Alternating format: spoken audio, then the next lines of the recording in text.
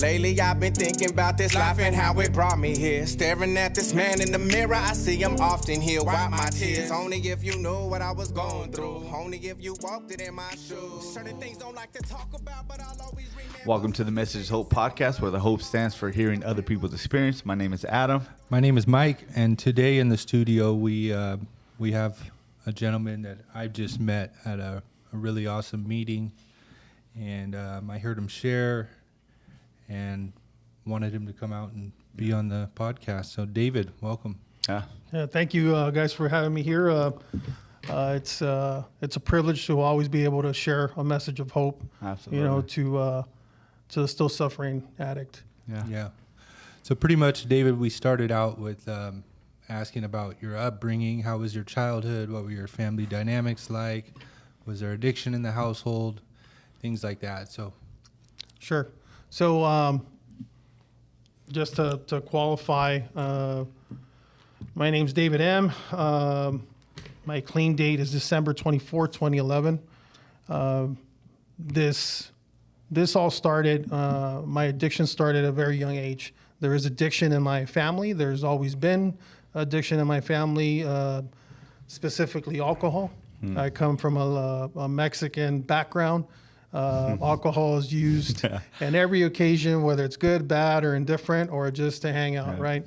And it all started, at least from what I can remember, at a very young age, you know, to go get a beer from the fridge, right? And it was taking a sip from the top of the can, and, you know, before you know it, things, you know, get out of control, right?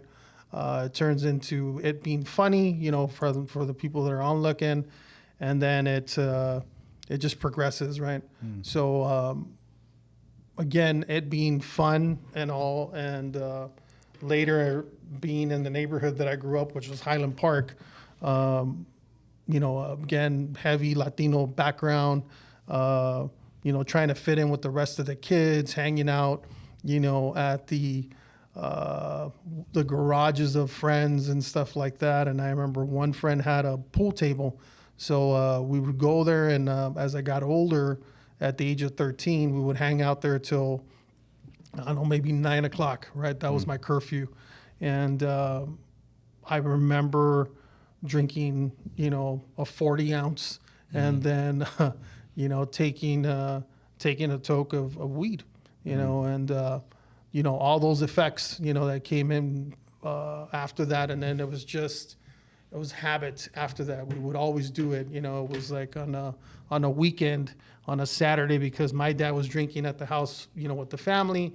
And as long as you get home before 9 o'clock, that was fine. So I couldn't tell whether I was high or not, because they were high themselves. Right, you know, they were drunk. And so things kind of started gradually like that. Then in high school, the party scene. So how old were you when you first started like drinking and smoking? 13. 13. At 13. And it was on occasion, but then it progressed. You know, junior high was still occasion, but high school is when it got really more in depth, more social. I was part of a party crew. So you do the backyard parties and things like that. I was a promoter, so, you know, trying to gather people to come in, you know, charge every time you would have these things. So like kegger parties and stuff like that with the DJ. And it was fun, you know. It was fun with you know, being popular and, you know, having girls, you know, chase you around because they want to get into the party and this and that. So it was normal. It was normal to drink. It was normal to smoke. It was normal to hang out. It was normal to ditch. It was normal to keep doing all these things. Right. And, you know, you're clever through the process of getting away with certain things until you're not. Right. So I remember the first time I got caught at home. You know, I got home way early. I couldn't drive anymore. And I remember my dad coming in. Actually, my mom came into the room, and she could smell it just opening the door. She could smell the alcohol. And my dad comes in after that, and, you know, he whipped my ass, you know. You know, it changed a couple of things, but it didn't change much because I was already into the lifestyle. Now, fast forward high school into, you know, after high school, started doing the nightclubs, so it progressed. You Right. know, from there it started getting into deeper drugs, you know, with coke and speed and things like that. And you know, before I knew it, go ahead. Pull the mic a little closer. Yeah, before I knew it, it was hanging out with people I usually wouldn't hang out with, you know, and going to go get drugs in places I usually wouldn't go get drugs. And I started seeing a change in my addiction. I started seeing that maybe I had a problem, you know, because I wasn't hanging out with the people at the clubs anymore. Now I was hanging out with gangsters, and I was hanging out with people I would really look down at, you know, and many girlfriends in between all that. My high school girlfriend, I ended up getting her pregnant, you know, at the age of 24. We were forced to get married. Both families said, this is it. You're going to be responsible. And from there, I was still active and working, you know, always working, providing. And we had a baby, right? So we had my son, and everything was fine. You know, everything was fine until it wasn't. Right. I went to work. I came home, and nobody was home. Typically, where everybody would be there. And so it's a Wednesday. So I call my mother-in-law's house, and this kid picks up. They were having Bible study, and he just straight out says, "Your son died." And he just dropped it on me like that, and it was like a blur. You know, I remember getting to their house. Don't remember how I got there. I just remember I got there. Nobody was there anymore. It was just the fire department and the police department. And obviously I broke down. You know, I remember a female police officer coming, consoling me, and I was like, well, where's my son? And they tell me where he was at. I go to the hospital, and I remember getting to the front desk and asking, you know, that my son's there, you know, and they guide me to a room. My parents are there, her parents are there, my brother's there, you know, her family's there, and my wife's laying on the bed with my son, you know, and just remembering how, you know, I was walking into that room. It was a very small room, but it seemed very long just to get there. So I get there, and I'm consoling my wife, and, you know, I could feel my son. He's still warm, you know, and I'm like, well, do something, like somebody do something about this. And that's when everything changed. You know, everything changed from there. Now it wasn't fun anymore. Now it was trauma. It was trauma. Never dealt with anything like that. And being that she was a background of Jehovah's Witness and I was Catholic, you know, both families dealt with things very separately. You know, they took her to counseling, and with me, it was, well, here's how we deal with this. Here's alcohol. You know, drink it, you're fine, you're a man, blah, blah, blah, all this stuff. My family didn't know how to deal with it, right? And being that they were of a background of, they were farmers, you know, that's what they knew. Her family was a little bit more, they were inner city, and I'm talking about Mexico, right? So they had a little bit different understanding, you know, and that's how we dealt with it, you know, and how I dealt with it. So it was a lot of crying, a lot of trauma between everybody. So it didn't help. It didn't get me to where I needed to be. She started getting better, you know, and we tried to make the relationship work. We couldn't. And, you know, I started, you know, dabbing into different drugs, you know, and it progressed. You know, we obviously couldn't stay together anymore. There was just too much pain there. And from there, I was just, those 6 years after that were just a blur. How did he pass away, if you don't mind me asking? Sudden infant death syndrome. SIDS. SIDS. Yeah. At least that's what the coroner report says. Right. I took a hostage with me, you know, a friend, and every day, you know, there was drinking, and then it progressed, you know, from Thursday when I got paid to Sunday, you know, and there was numerous DUIs that came in after that. accidents, losses of things, and, just hurting people in the process, mainly women, right?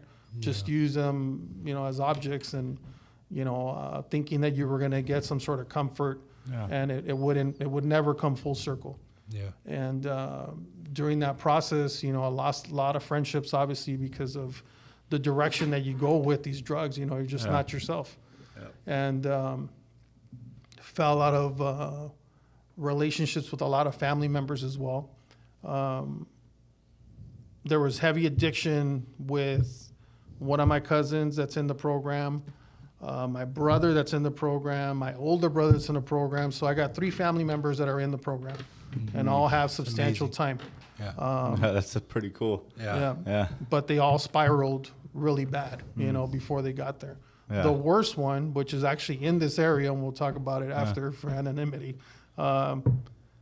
he was the one that found the rooms before all of us. And then from there, my brother and my older brother that found it in jail.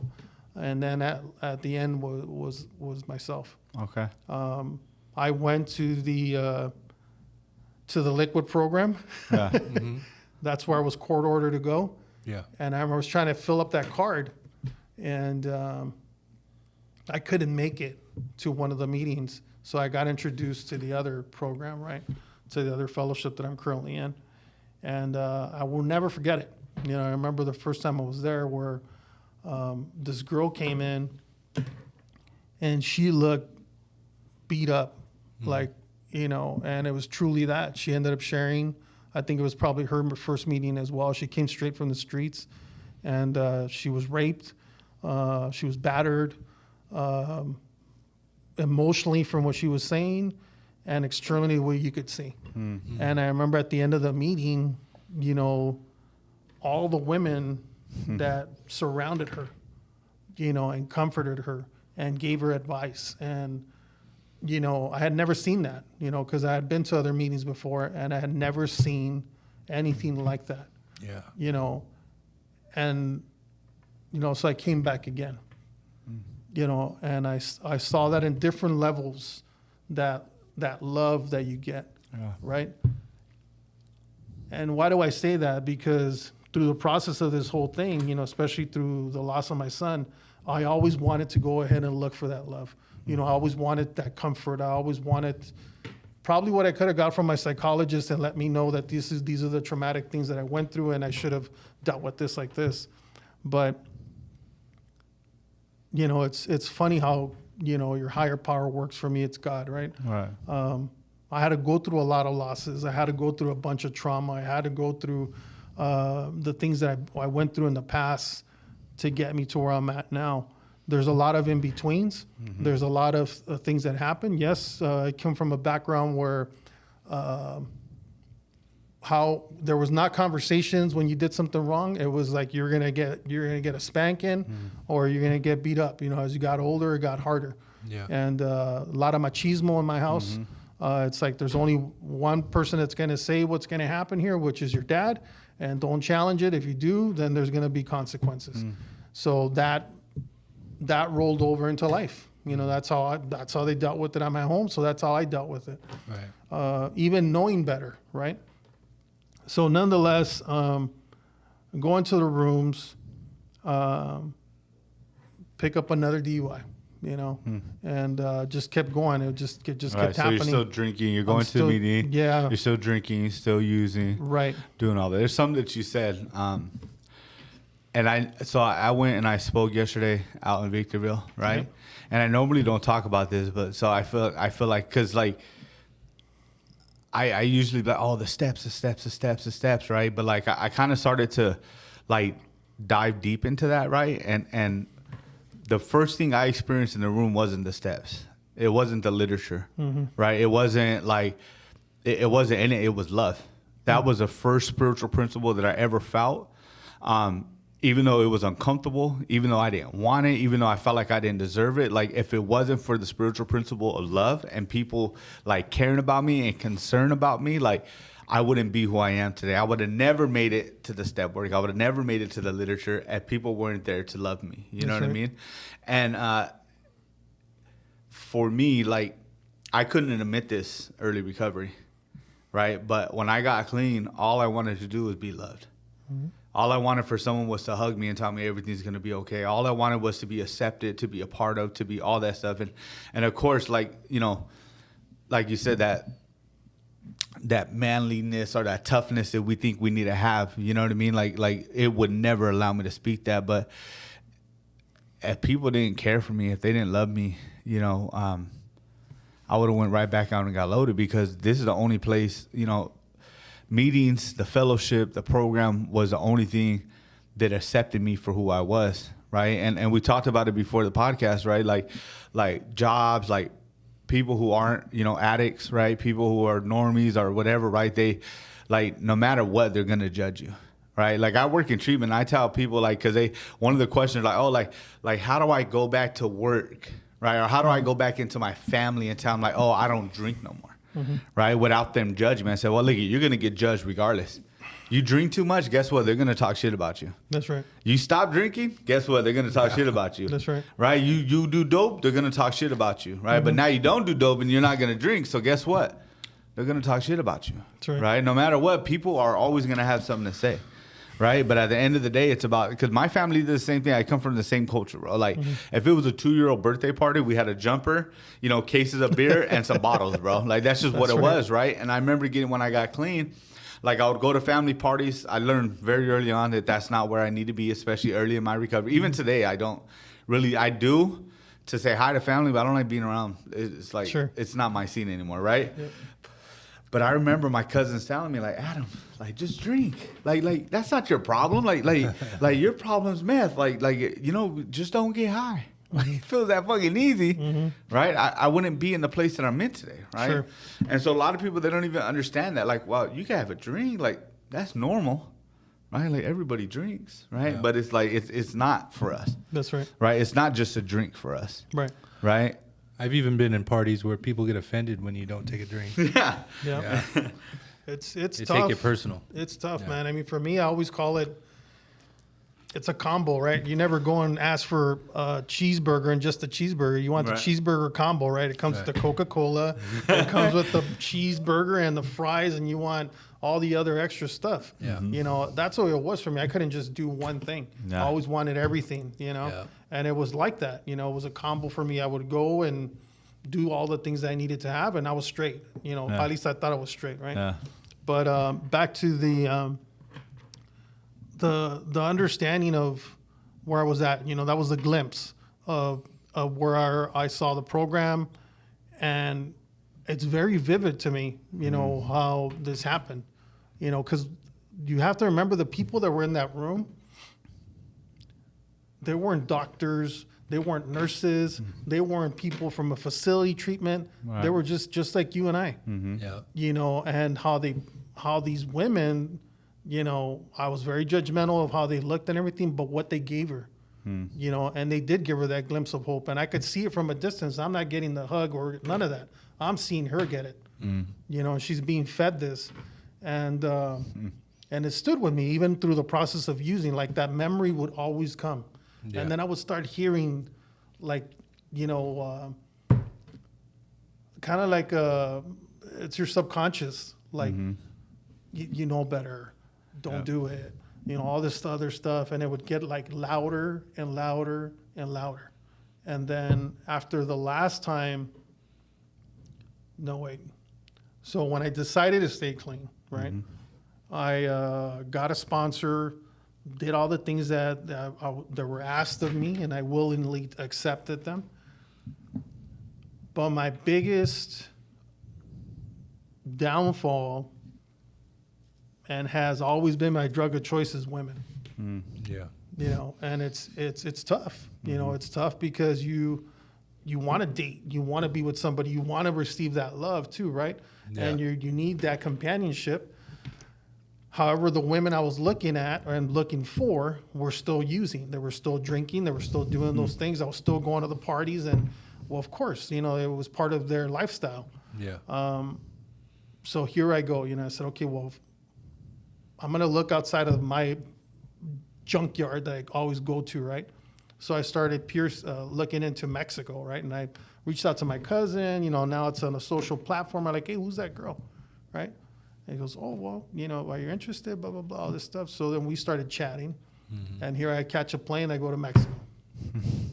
What's the first thing that happens, is, we go get some food and she orders a drink and I tell her, I'm 6 months clean. I don't drink. She goes, I'll take care of it. Don't worry about it. And You're like, and okay. I'm a sucker for the whole thing, and so I take my first 2 drinks and instantly I could feel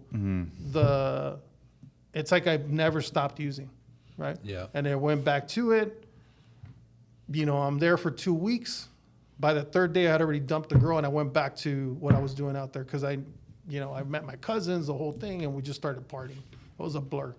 I remember just getting back on the plane, landing. I called my brother. I said, man, I messed up. He goes, well, what are you going to do? I said, well, I'm going to go back to the rooms.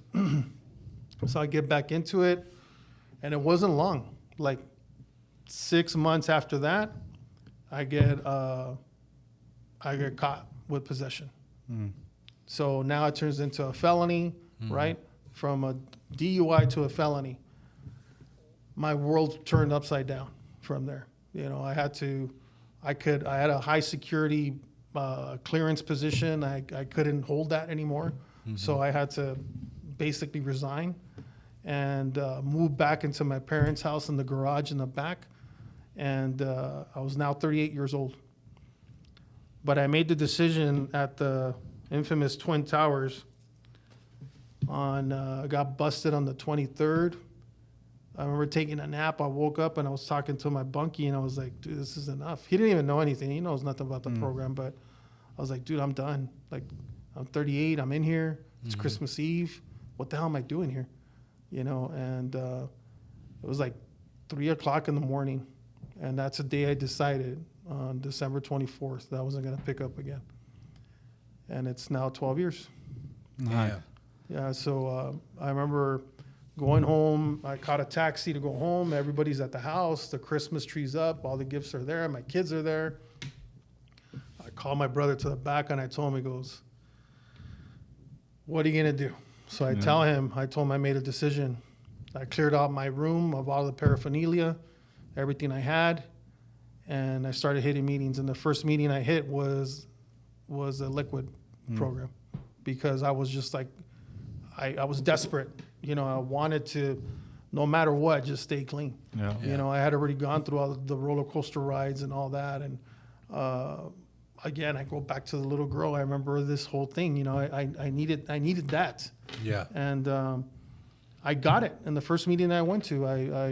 I got that love from that program. And then from there, I knew that I needed the other program, and that's where I went. That's where I stood. When sponsor shopping, picked up a sponsor, and I've been with that sponsor since. Nice. And That first meeting, did you raise your hand and share?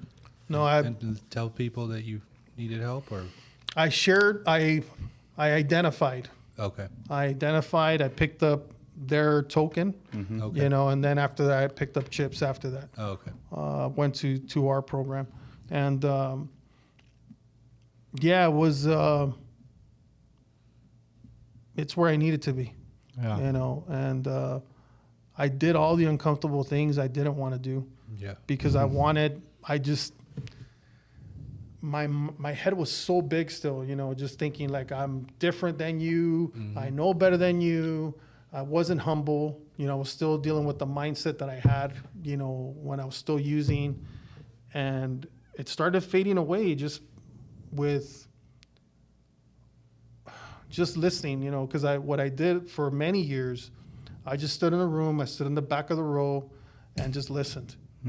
I didn't share. I didn't want to go, pound on the podium and, book thump and stuff like that. I just listened.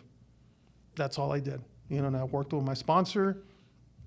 And then I really started dealing with the trauma of the core of where everything was happening, which was my son. Yeah. Yeah. You know, and then prior to that, the stuff that was going on at my house. You know, because there was a lot of weapons. You know, there was a lot of that. You know, and but it mainly came from what was going on with my son and how he passed too.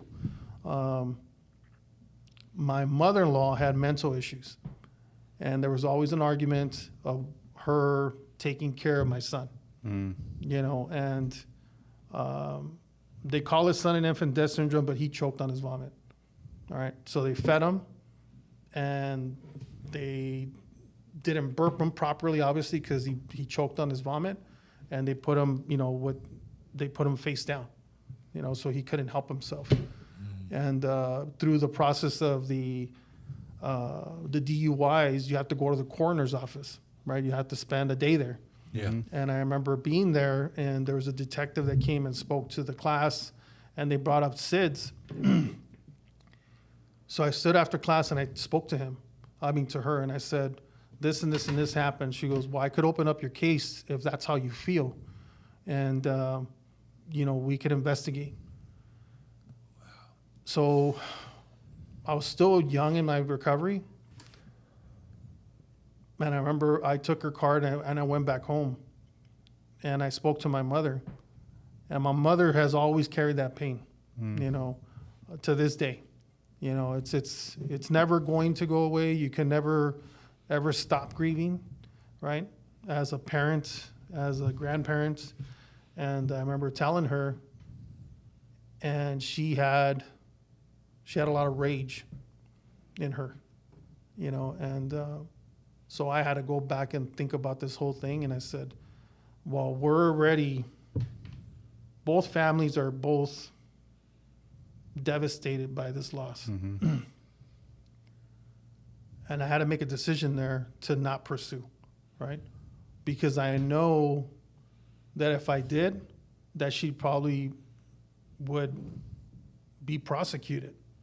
You know, even if I started it and if I wanted to stop it, the process already would start. Yeah. And you can't do nothing about it. And during this process, I know that my ex-wife went through, she was a stronger one when my son passed, but it ended up catching up to her. And she ended up having issues, right, through this. And I just didn't want to hurt anybody anymore. Yeah. You know, I had already hurt enough myself, and I didn't want to hurt her family anymore. I didn't want to bring it up anymore. You know, I remember in one of those drinking binges, there was somebody I was drinking with, and he said I would always bring up my son. You know, it was always like a cop out, like a freaking excuse, you know, and then, you know, to be able to get more or whatever, you know, and it was very, it was pathetic, to tell you the truth. And I remember this guy, he says, you're never going to let your son rest in peace. He says, just leave it alone. And I hurt when he told me that, and I stopped talking to him for many years. And because, like, how dare he, right? Tell me something like that. Like you're telling me to stop bringing up the memory of my son, but the memories I was bringing up were of pain. They weren't positive. They weren't of the happy moments. They weren't of the things that we enjoyed, you know, even through that short period of time. And it was true. He was speaking the truth. Yeah. You know, you have to be able to let go in a sense of letting that negative memory stay where it's at and keep the positive. And that's where I've stood with that. I'm not sure what meeting you guys came to, but I think we were talking about character defects. Yeah. Yep. That's it. And I've used those character defects at my disposal because they've been armor for me. Yeah. Right? It's convenient It's sometimes. convenient to me. Yeah. You know, I'll pull them out of the closet, you know, and I'll put them on, and this is what it's been. But at the same time, it hurts other people. Yeah. It hurts other people. I could see it in their eyes. I could see how they react to me. I could see it when I walk into a room, how they act, you know, and this is in the rooms, you know, because I'll put this defense mechanisms up, and I could tell you, and this is just lately, In the last, like 2 months, I don't know what's happened, but I've been at like ease. You know, I've been at ease with not having to worry about all this type of stuff. You know, it's a combination of a lot of things. I've talked to a lot of old timers. I've talked to a lot of young people, you know, picking up a sponsee, you know, and just sitting down with him, you know, and now I'm having this individual that's looking up to me. You know, what type of example am I going to be? You know, if I'm displaying this aggression, if I'm displaying this defense mechanism that he's trying to get out of, however, I'm mirroring what he's doing, right? And it's actually been that. You know what? Now that we're talking about it, it's ever since the sponsee, because you reflect, you have to. Yep. Yeah. You have to look at this stuff. I remember I had a sponsee dude, right? And so he would go out and get loaded, but he would always get loaded because he was getting laid. So he would find these women like we normally do, right? The broken ones, right? Yeah. The ones with the good sex, Yeah, right? yeah. Do a little bit of dope and They'll do anything. yeah, exactly, Yeah, right? yeah, And so he kept relapsing over and over Sure. and over, and it was over. And I remember one time we were sitting down and we were talking. He just got done getting loaded again, right? And I'm like, bro, bro, you gotta stop sleeping with these women. And it came to me. I was in a relationship and I was sleeping with women, right? And so I thought to myself, like, who am I? Who am I? And me and Frank, we talked about this, right? Like, my sponsees forced me to grow, right? Because in anybody who's like there's a difference between a boss and a leader, right? And bosses are cool, whatever, right? But a leader is that one that like jumps in the trenches with you. The leader is the one who leads by example. The leader is the one who just, you know, we work together, right? And I promise you, man, I'm not saying that it all went completely away that day, right? But I started to take note to that, right? And I mean, the last few relationships I've been in, I haven't been that guy anymore, right? And so, yeah, man, like my sponsees, they allow me to grow too, right? Because who am I to tell you not to sleep around with the newcomer when guess what? You're doing it. I'm still sleeping with the newcomer. Right? I'm sleeping with the newest newcomer, the one that don't even know she's an addict, bro. You know what I'm saying? And so, which is cool though, right? Because I've done that stuff, right? So and now I could talk to my sponsees about doing that stuff, right? And not giving them advice and saying you shouldn't do it, right? Like I remember early in recovery, I never went to the workshop, but it was at a convention, and I didn't go to the workshop, but I remember the topic, and the topic was sponsorship versus dictatorship. That was the topic of that meeting. So I didn't hear what they shared on it. I didn't hear none of that. But I've been ever since, this is like in the first year of my recovery. And ever since then, I've been like thinking about that, right? Like sponsorship versus dictatorship, right? Like I'm not here to force anybody to do anything that they're unwilling to do, right? I'm also not here to tell you what's going to work for you and what's not going to work for you. I heard at a meeting last night where he said, who am I to rob my sponsees of their pain, of their journey, right? Like there's some painful shit that we got to walk through in order for us to become the men that we need to become, our women that we need to become, right? And if it wasn't for all the pain and all the wreckage that I caused myself, I wouldn't have been able to correct that, right? That's right. I'm one of those guys, man. I got to bump my head on the wall 10 times before I'm like, oh, maybe I should stop. You know what I mean? But yeah, just when he said that, it was like, bro, I remember sitting with this dude and feeling this small, bro. Thinking to myself, like, who am I? Yeah. Right?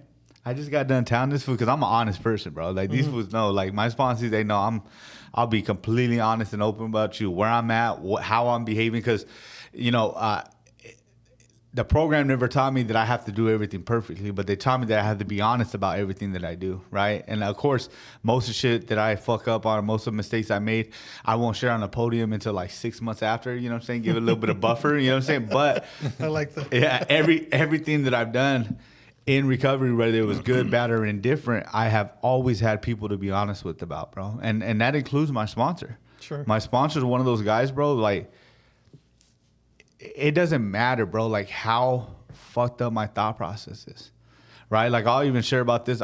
There was a few months ago, right? I'm a single father of 4 kids. And I had this thought like, fuck, I'd rather just be a fucking attic on the streets and fucking raise these kids, bro. Right? Because shit gets hard, bro. Of course. Right? And I could say that now, but a few months ago, that was really hard for me to say. I was really embarrassed about that feeling. I was really embarrassed about that thought pattern. Right. And I told my sponsor, and this motherfucker, he has a habit of laughing at me, bro. You know what I'm saying? But it makes me feel comfortable. So I told him this. I was like, bro, like, I'd rather do this. I'd rather do that. And he just starts laughing at me. He's like, yeah, I've been there. You know what I'm saying? But it's imperative to have people that I could be completely honest with. Yeah. I don't have to fake the funk, bro. I don't gotta. You were talking about, like, you know, people going out, right, at like the 10-year mark and stuff like that, or when they get significant time. And I think what happens, because I've seen it happen in my life, is that I think I got too much clean time or too much recovery, that I shouldn't be behaving this way. So what it does, it prevents me from being completely honest with people. And the truth is, man, like, we're just fucking addicts, bro. Right? No matter how much time you got, no matter how many steps you got, no matter what meetings you go to, no matter, you know, whatever the case may be, like, I'm just an addict, bro. I'm always going to be imperfect. I'm always going to struggle with certain issues. Like, there's always going to be something, some kind of character defect or some shortcoming that I am working on at the moment. That's, you know, right, what I mean? So, but yeah, like, my sponsors, they really make me step my game up, because how can I be an example of what this program has to offer and I'm still behaving in ways that I'm telling you not to behave in? I would feel like a hypocrite. I would feel like who am I? You know what I'm saying? And then it does a disservice to them, right? But I can't say, like, hey, like, Mike, I've been through this, and this is what, you know, when I was behaving in these, you know, particular shortcomings or character defects, this is the effects of it, right? And being able to just walk them through. I had a sponsor, I might have shared on the podcast already, but I had a sponsor call me like, hey, bro, like, I don't want you to get tired of me saying that. I like it, bro. If you don't get tired of me telling you the truth, I won't get tired of you telling me this shit, bro. You know what I'm saying? You keep telling me, because the moment you stop talking about it is the moment that shit's gonna bite you in the ass, bro. That's right. You know what I'm saying? So just know, I'm also not here to fucking like caress you gently, bro. Like, I'm here to tell you the truth, the whole truth, and nothing but the truth, right? If I think you're being a fucking idiot, I'm gonna tell you I love you, but you're being a fucking idiot right now. That's, you know what I'm saying? And he's like, yeah, you keep telling me the truth. I said, well, then keep telling me your bullshit, bro. I'm listening, you know. And he got multiple years clean. He knows who he is, but not him. But, you know, he knows who he is. But, like, he got multiple years clean, you know, and he's an addict, bro. And it's true. I mean, I really got into what I'm supposed to be doing, right? What we're asked to do, you know, that works. In the past 2 years. Because prior to that, I was traveling for work. Yeah. And solidarity, dude, hurts. It fucking hurts to the core, you know. When I decided to get clean, the first 2 years, cloud nine. You know, I was there, dude. It was flying, whatever. You know, started all over, started working in the oil field. You know, a job that I never would have fathomed working, you know, and it was a lot of spiritual awakenings, and now I know that those were it. You know, I remember being in a Porta-John, and I'm wearing like an FR suit, you know, and I'm like, dude, what happened to my life? You know, and it was those things, you know, like that were talked about. Like, you know, you have to be stripped of everything to be able to appreciate what you have. And it was that, you know, I was making 30% of my original salary, barely making it, just making bills, going to take my kids to get 99-cent burgers, you know, things like that. And a year and a half into that job, you know, I was good at speaking in front of people, all these things. And then I started a program there of safety, no less, right? Yeah. I'm like the least safest guy getting all these DUIs and stuff. And but they liked what was going on there. So they asked me to work out of state. Never worked out of freaking California in my life. It was supposed to be 6 months. It ended up being 10 years. Damn. You know, just traveling. I married a girl I went to the prom with, not my wife. So I ended up marrying her, and we were together for 3 days, and then I hit the road again. And we went through so many ups and downs. And she has been through with me since the 11th year of my recovery. And she has been such a promoter, a cheerleader of this thing, you know, of, yeah, go to meetings, do your thing. And she would even like reflect and say, you're very different after you go to a meeting, you know, and you don't act the same. You're nicer to me. You act a certain way and all these other things. And I wouldn't see it because I would come once or twice a month, and I would hit a meeting, and I would try to hit a meeting in these areas I was in. I was in very rural areas, so the meetings weren't accessible. And I throw that in there because we're so blessed to have so many meetings here. Yeah, you know, 100%. and having access to, you know, looking at a directory and say, okay, it's 5 miles away, or even if it's 50 miles away, but you have access. Yeah. You know, I think what you guys are doing here right now, again, is great for the person that may not have access to a meeting, you know, and then hearing what we're talking about right now. So I say this because I was going through that. You know, there was many nights where I fell asleep crying, you know, because I was by myself, even though I had literature, but I had nobody to speak to. Yeah. And even though I had a sponsor, I couldn't speak to him 24/7, you know. Yeah. He has a life, he has a kids, he has, you know, a shift that he has to go and clock in and clock out at. And the decision to come back was because of being spiritually broke. You know, I had nothing. My tank was empty. And I was in Chicago. I had COVID. There was a snowstorm. There was cabin fever, that they call it, right, where you had to stay in for 3 days because the mayor said, clear the roads. You know, we got to get the snow out. My wife wanted to get on a plane to come and help me. And I said, this is it. I'm going to look for a job, you know, and A job here. a job here in LA. And I was having problems with some of my coworkers because you have to remember, as you stop using, your mind starts getting clear. And you're very conscious of your surroundings. You're very conscious of people. You're very conscious of what they say. And people will take advantage of your humility. They will take advantage of you being concerned for others or doing the right thing. Right. And a lot of those things that were taught in the rooms, they could bite you in the ass in the real world. So you have to be conscious of that and know when to use it, right? You have to be politically correct, you know, and depending on the audience that you're dealing with. And I try to be humble with certain people, and it didn't work, you know. So I was in a swamp of alligators, if you want to call it, you know, at this last job. So I asked for a transfer, went from Chicago to San Diego. From there, I was, you know, interviewing for these jobs, and I finally ended up getting a job. I took a job here with cutting 50% of my salary, you know, but again, once I got here, I hit the floor running. And I just started going to meetings.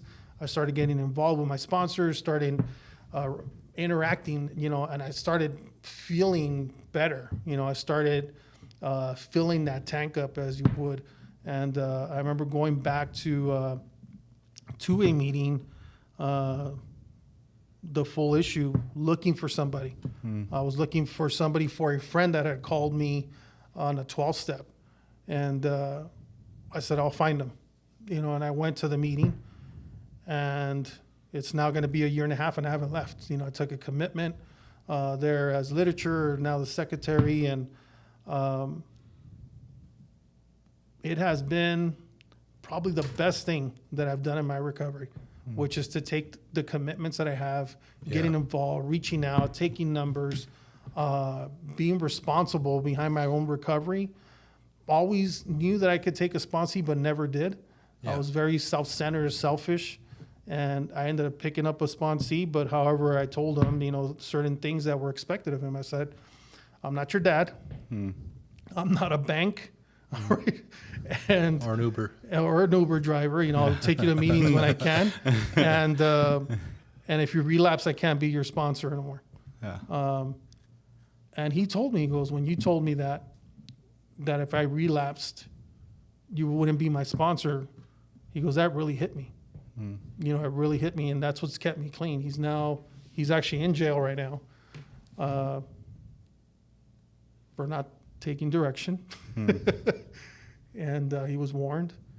However, he's now 10 months clean, Nice. and he's running meetings inside jail. Nice. Yeah. So his mother has come to the meetings to try to look for me and you know, get advice, and the whole family, you know, and that is not. It's a big responsibility. Yeah. You know, when you got people like that looking up to you, especially family members that don't know about the program. Yeah. You know, he knows about the program, but when the family's looking, you know, from the outside in For answers. for answers, Yeah. you know, and sometimes the answers you're going to get them are not the ones that they want to hear. However, there is other programs for them, Right. Yep. right? And I would say this, just to the point of what you were saying, you know, with your sponsees. It has pushed me in a direction to be as honest as I can to myself, you know, before I'm honest with others. Yeah. And it has not only, you know, forced my hand with the program, but with my own family. And it has made such a difference, you know, with my parents, with my wife, with my two kids. My daughter, she's 24. The other one's 14, going on 30. Jesus, you know. I got one of those. Yeah, and I do, bro. but that age gap, I'll tell you, is very different. The older one's very respectful, understands about respecting your elders, and the other one is very different. You know, I don't want to say she's rebellious, but she speaks her mind, you know, and to the point where if she feels a certain way, she's going to say it. And before, with the older one, I wasn't like that. It was like, it's my way, this is it, because she got Right. the tail end of, you know, of what was going on with me, right? Yeah. This other one, I said, okay, that's fine, but we have to approach it different. You know, you can't be disrespectful when you're speaking. I want you to speak. I want you to say those things, but it's how we say things and think about the other person. So we're working on that. But I'll tell you, and I know we say it a lot in the rooms, that the men and women in the rooms have taught us to be certain ways, and that's the truth. That's the truth. Yeah, You know, I it would is. hear all the things. You know, I was like, oh my God, that's a freaking cop out. You know, this Yeah. and that. You know, and the cliches and all this and that. And I actually live by those things now. You know, I look up to people that are actually carrying on like that. You know, I see people bringing their kids to the meetings, you know, and they are great parents. You know, they're following advice, you know, specifically to, you know, how to react to things. Because our biggest, at least for me, it's how do I react to people's actions, right? Or the situations. Because prior to being here, my reactions were of violence. You know, I wouldn't speak to you. You know, it was just, you're probably gonna get hurt. You know, and that's what it was. Yeah. Because that was the code that I lived by before. And not only in the street, but it was also at home. You know, so there was like, nobody was teaching me anything different. And I hold my breath a lot nowadays. And it doesn't even come to mind anymore. You know, it's just like, that's not mine. I'm leaving it alone. Let's go. You know, and it's those things that I know that can't happen, because when you don't know what the reactions are or the outcomes are, that's when you see people end up getting killed, you know, behind something very stupid, you know, and either because they don't understand what the other person is capable of, or that they react a certain way and they end up getting hurt in the process, right? So I've seen many scenarios where in the code that we lived before, bow my head down. You know, I'm here today. I got all my limbs. Yeah. I'm not shot. I'm not stabbed. You know, and those are the things that we live by. You know, I live a spiritual life now. Yeah. You know, I say, if I'm going to react, I'm like, Okay, is that spiritual? Would that be something if I had another member with me or a sponsee, Yeah. would that be the right example? Yeah. Yep. You know, and I think about that a lot. And I'll tell you, you know, and as I said earlier, I don't have those stresses no more. I really don't. You know, I go through my day, you know, with waking up with prayer. I go to sleep with prayer, and everything that happens in between, you know, it's of my own doing, right? Yeah. So if I create a bad situation, that's because I did it, and I take responsibility for that. Versus before, even if I created a scenario, I would blame it on you. You know, and it's common for an addict to do that, right? Yeah. Not taking responsibility. So I'm happy today. You know, I'm happy with what I got. You know, I'm living with the girl of my dreams, my kids. You know, they're healthy, they are doing well. My family's well. My brother's in recovery. Both brothers in recovery. My circle's so small because I don't allow negativity to come in. Yeah. You know, and the moment it starts, you know, it's like I'm not disrespectful to nobody. I fade away. Yeah. You know, and if you want to keep it positive, then we'll keep it positive. If not, then, you know, I don't know what to do for you other than be an example. Yeah. So I'm willing today, just like here, you know, today, you know, being here with you guys, and I'm taking the drive, and the first thing I thought about was you guys. I was like, man, they drove all the way over there to the meeting in a group with your team, you know, with your sponsees. I thought that was so great. Yeah. I was so, you know, admired about that. You know, I was like, man, this guy, he's got it going. You know, he's doing something right. And then you told me about the podcast, and I was like, this could reach so many people. Yeah. Because, I mean, we do the CDs and stuff like that, but unless you have the CD, Yeah. you're not listening to the message Yeah. Or know where to find the CDs. or where to find the CD. Yeah. This is broadcasted to, you know, I don't know, you could go all the way to India if you wanted to. Yeah. Yeah. Right? And the 100%. scenarios are the same. You know, it all starts at home. Yeah. You know, it starts at home. You know, how we're brought through the turmoils of that roller coaster ride and how we react. But the message is that there is a way out. You know, it's just 100%. everybody has different ways of getting it. You don't have to end up shot or in jail for a term, or you don't have to be shooting up, or it doesn't have to be specific drugs. You know, it's, if you want a new way of life, it's here. You know, but you have to put in work. It's not going to be handed to you over, you know, silver platter. You know, and like you said, there is growing pains, and I'm glad you go through the pains because you're feeling. Yeah. You know, let's get the blood pumping and let's start feeling again. Yeah, you're gonna have emotions. I mean, I would see myself in the beginning of, and still today, I'll catch myself crying for nothing. You know, at least I think it's nothing, but there are emotions that I haven't touched. You know, and it's like certain buttons. You know, I'll watch something on social media and start crying. Or, you know, my kids will say something or an accomplishment or something like that, you know, and they're great feelings because before they were shoved all the way down. Yeah. You know, men don't cry. You're not supposed to do this. Crazy, You know, yeah. hold up this chink of armor that you're supposed to be this big, tough dude. And God forbid you show that emotion because that's weakness, right? Yeah. And it's so crazy because, you know, I talked to a lot of people about this, but like I used to think that like if I showed emotions, people were gonna think that I was weak, and I was gonna. Well, I mean, when you're running the streets, it's true, right? Like if I show any kind of emotions, Sure. I would have got killed, or if I show fear, like I get killed, right? But like even like getting clean, like it took a while. I mean, I was pretty emotional at the beginning, but it took me a while to be comfortable with being emotional and be comfortable with who I am, right, as a person, because I've always been emotionally, right? Like I'll beat your ass emotionally. I'll cry while I'm stomping your like Sure, I sure. was just that very emotional kind of guy, and I still am, right? And you know, step 2 allows me to accept that and be okay with that because that's how I was created, right?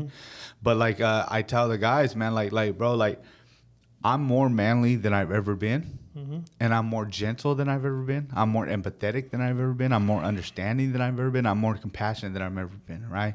And when I get up on a podium or whenever I'm doing anything where it's a speaking engagement and I get emotional when I talk about my life, it's like I don't feel like people are looking at me like I'm weak. And if they are, I don't care. I don't care. I can't care. Why would I care about what people think about me, bro? They're not feeding my kids. They're not paying my rent. You know what I'm saying? They're not doing anything that benefits me in my life, right? So why would I care? Like I have people, like you were talking about, like the circle's small. I have people that love me. I have people that don't like me. And the people that don't like me, I still fucking love you. Like just stay over there, and I'll stay over here. You know what I'm saying? Because I like myself enough, and I love myself enough to be comfortable with who I am, and who I am. Right, is humility, right? A lot of people think humility is just knowing how fucked up we are, but humility is also knowing what we're capable of too. Of course. Yeah. Right? So like it's not about like, oh, look at on this and on that, but you know what? Like I know what I bring to the table. That's in a romantic relationship. That's in my household. That's in my program, right? That's in every, even at work, bro. Yep. You know what I'm saying? I know what I bring to the table. You know what I mean? And there's nothing wrong with knowing your worth. You know what I'm saying? So people who don't see my value, that's okay. Right. That's okay. Right? There are people, I heard somebody share a while back. They said, if you like everybody in the rooms, you're not going to enough meetings. Right? And so what I understand, man, just because I don't like somebody, right, in the rooms, that doesn't mean that they're not a special person for other people. That's true. That, you know what I'm saying? Just because like me and you don't mix, that doesn't mean like your sponsees don't take a lot from me. Because I see people that I can't. I'm like, fuck this dude. You know what I'm saying? But I see that he has sponsees. I see that he has a sponsorship family. I see how his relationship with his sponsor. So like, even though he's not for me or she's not for me, that doesn't mean that they're not for other people. That doesn't mean that God didn't place them in that room so that when that newcomer that walks in that I'm not able to reach, that they are able to reach them, bro. And they're going to be able to mix well and do something, right? So like, for me, I just have to be me, bro. The way I see it, the way that, so I'm a visual person, right? And I look at the program like a puzzle, right? And everybody's a piece of that puzzle. Yeah. And every puzzle's not gonna fit, right? But there's still a piece of that puzzle. Oh, that's There's a fire. place for that piece. There's a That's place fire. for that piece. Yeah. Where they're on the corner, right in the center, the lining, whatever it is. Right. But That's you fire. cannot make that puzzle without that piece. Without To all your the piece. point, Yeah. right? And everybody has that. The newcomer comes in. I've heard newcomers say things. I'm like, whoa. You know?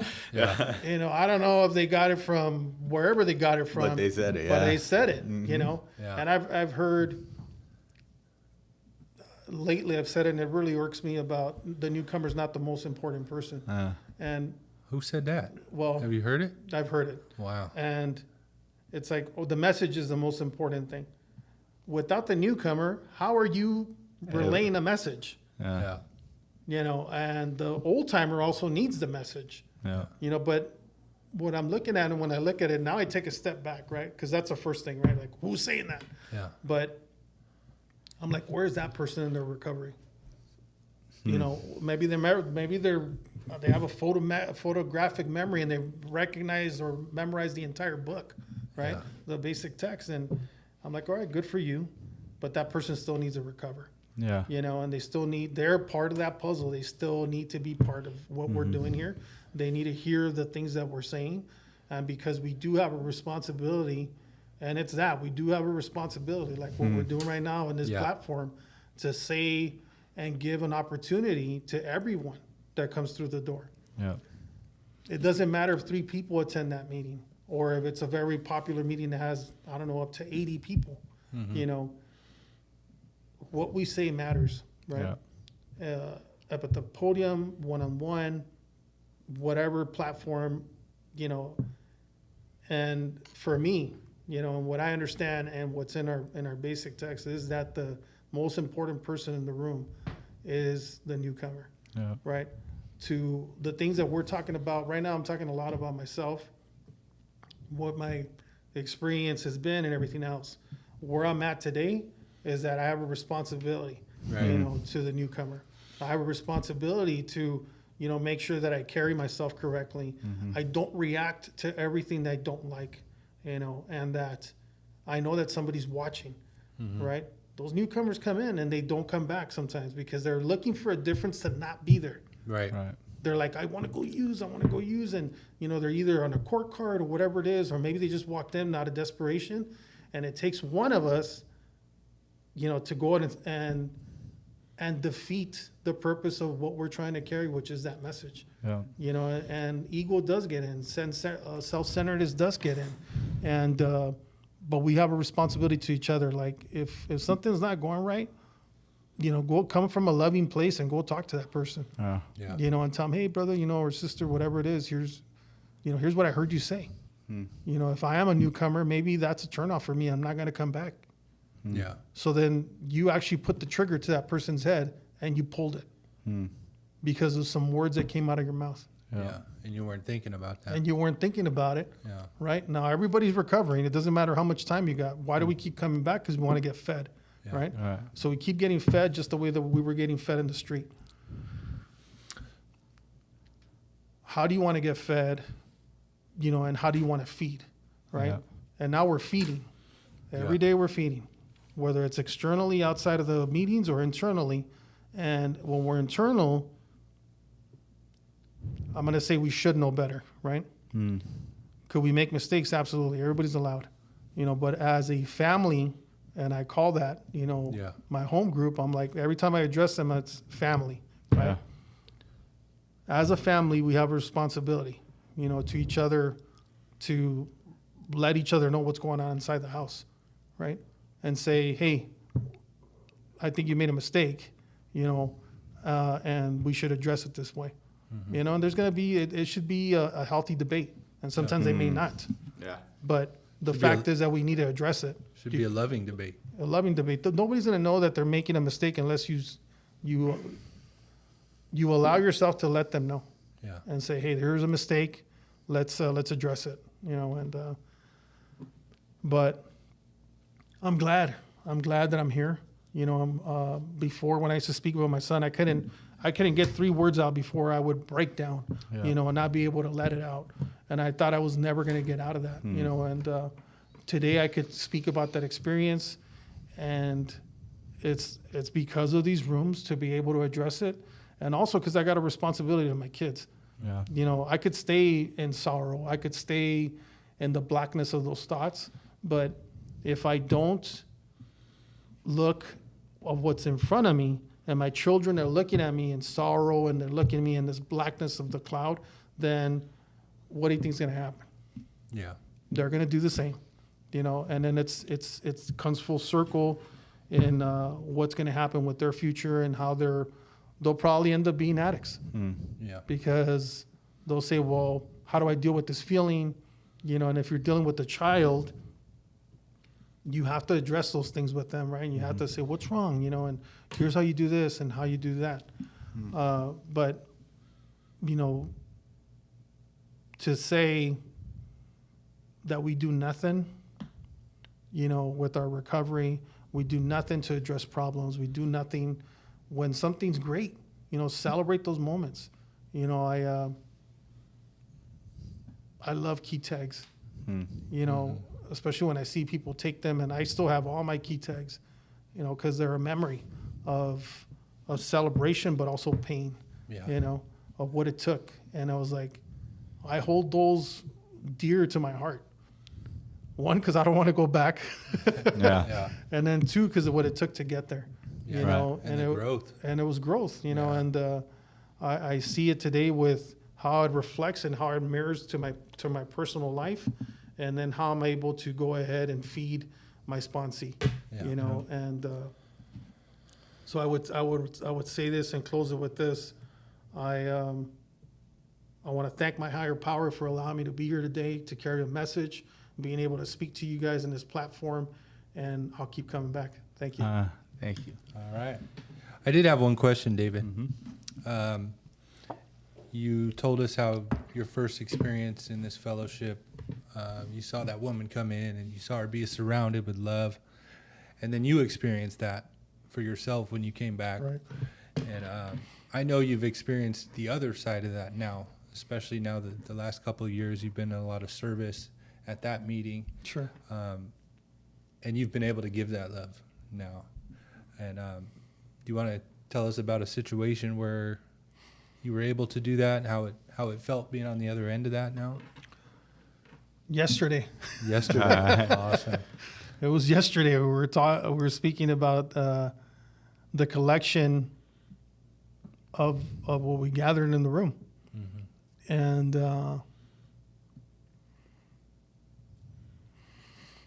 I have to come from a very loving place, you know, to not accuse. You know, and it's a very sensitive topic and a very sensitive situation where there's somebody with time, and we all do it. You know, we put smoke and mirrors in front of situations we don't want to have addressed, but at the same time, there's something going on behind that smoking mirror. Yeah. So I go back and I start asking questions because we need supplies, we need things. I still don't have a text back from that person telling me what it was that we recovered from that day, from the seventh tradition. Other members got heated, and I had to be able to be the example in what we were discussing to say, everybody cool their engines. Let's talk about it at the next, meeting. And how I'm going to be loving to that person that we think that something may be going on there, right?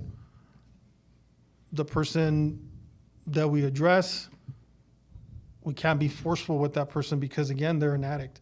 Yeah. And if we could trigger something on that individual that may have them go back out or make them feel so ashamed that they never come back to the meeting. Yeah. And those are people with recovery. We're not talking about a newcomer anymore. These are people that have habits, and they have certain things that they still have to deal with. Right. However, if I'm dealing with you, it's a situation that we have to address. Remember, we talked about it, right? We talked about it with reference to a child, right? If they do something, we have to address it. But what am I going to do? Am I going to address it the way I did when my dad addressed it with me, with screaming and yelling and hitting? I can't do that. And that person probably has the same background. Yeah. So if I do that, it's a trigger, a defense mechanism, and we're not solving anything. So I have to come from a very loving place. I have to be the example to the group and say, hey, let's start all over. Let's figure it out. Let's start all over. I don't care what you did already. What's done is done. Yeah. I can't do that, right? I mean, how many chances didn't I get? I got many chances. Did I ever do something that was not correct? Absolutely. I still honk the horn when I'm in traffic and I get mad at somebody, and it's things like that, right? But, it's how I'm, and it's funny you asked me that because I was talking to my wife about it, and I went to sleep with that and I woke up with that. And I woke up with that this morning. I was like, oh my God, it's like so obvious, what's going on. But speaking about it out loud just right now, it's that. Like, are we going to close the doors because of it? No. No. Are we going to do something, a spectacle in front of others? Absolutely not. And it'll be dealt with inside of the circle of the meeting, the business meeting, and we'll address it there. Yeah. And it might be nothing, but there's something, right? And if there's something, then I need to be able to be the example of the people that are watching from the outside in, which are members, to say, okay, there's something we need to address here, and how do we move forward? Right. And how do we make that person better? Yeah. How do we help them? And today, that's not drugs. That's a situation that we have to address, real world stuff, right? But our traditions, our steps, and all the things that we know and our experiences allow us to be better in how we address those things, right? And be loving. If I come from if I address this with the David, maybe even 7 years ago, right? Because I still was dealing with aggression, I would chop that person at the legs, say, you're out, and go from there. Yeah. Right. But what have I done to that person?